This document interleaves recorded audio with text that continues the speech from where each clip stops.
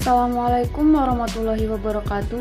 Perkenalkan, nama saya Imelda Intan Permatasari, NIM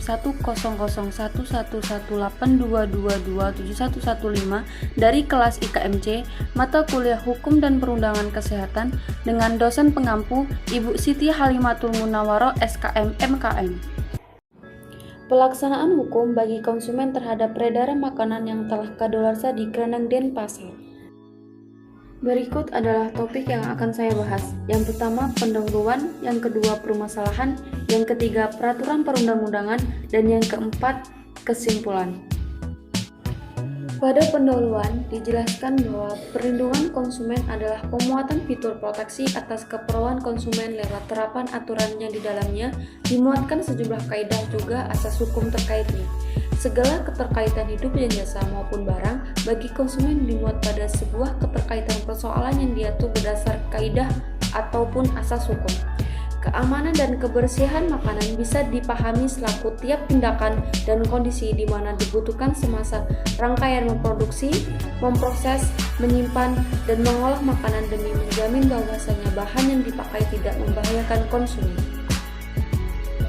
Pada permasalahan, dijelaskan bahwa peredaran dan perdagangan makanan kadaluarsa sering terjadi pada pasar tradisional. Hal ini terjadi akibatnya kurangnya pengawasan pasar menjadikan lokasi ini sasaran mudah pengedar makanan tak layak. Perbuatan ini tentu sangat dikhawatirkan sebab membahayakan nyawa konsumen.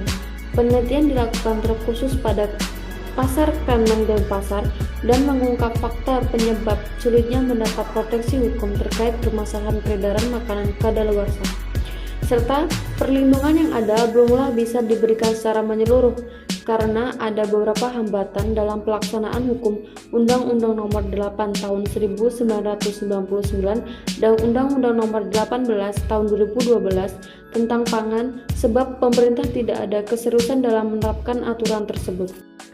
Pada Undang-Undang Nomor 8 Tahun 1999 Pasal 1 Ayat 1 yang berbunyi, perlindungan konsumen ialah segenap usaha penjamin diberikannya kepastian hukum dalam rangka melindungi konsumen.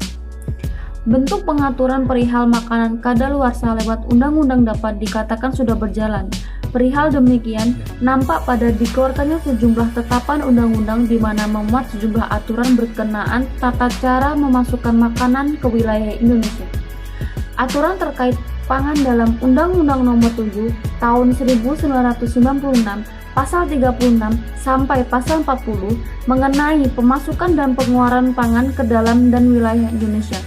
Kemudian, tetapan perihal kesehatan dalam Undang-Undang Nomor 23 Tahun 1992 Pasal 21 Ayat 2 di mana diterangkan bahwasannya diwajibkan pemberian label ataupun tanda pada tiap-tiap minuman ataupun makanan kemasan. Persyaratan wajib dalam pemasaran produk kepada konsumen ialah adanya kepentingan pencantuman ambang masa kadaluarsa pada makanan kemasan. Bila tidak dicantumkan masa kadaluarsa pada sebuah produk makanan, maka akan berpotensi membahayakan. Karenanya, sangatlah krusial perhatian terkait isu pemberian label kemasan.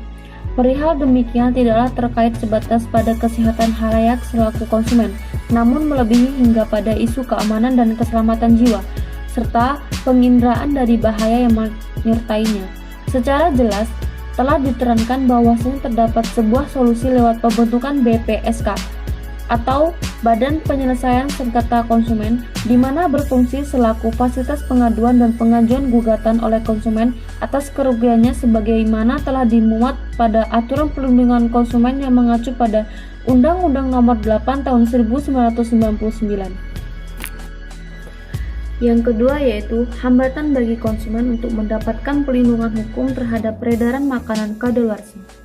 Bagi konsumen, khususnya masyarakat keranang Denpasar, perlindungan yang ada belumlah bisa diberikan secara menyeluruh dan belum bisa dijalankan secara efektif.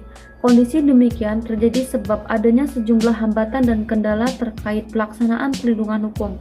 Tidak seriusnya pemerintah menerapkan aturan dalam Undang-Undang Nomor 8 Tahun 1999 dan Undang-Undang Nomor 18 Tahun 2012 menjadi sebab terhambatnya kesempurnaan dan keutuhan perlindungan hukum atas perdagangan dan peredaran minuman serta makanan kadaluarsa bagi konsumen.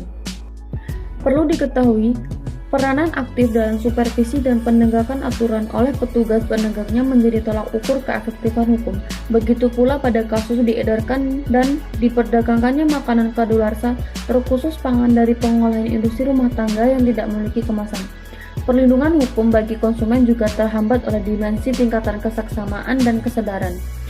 Pemahaman terkait batasan kadaluarsa sekaligus kelayakan konsumsi sebuah produk makanan sangatlah diharapkan untuk dimiliki oleh konsumen, sebab perihal demikian sangatlah krusial agar terwujudnya perlindungan bagi mereka.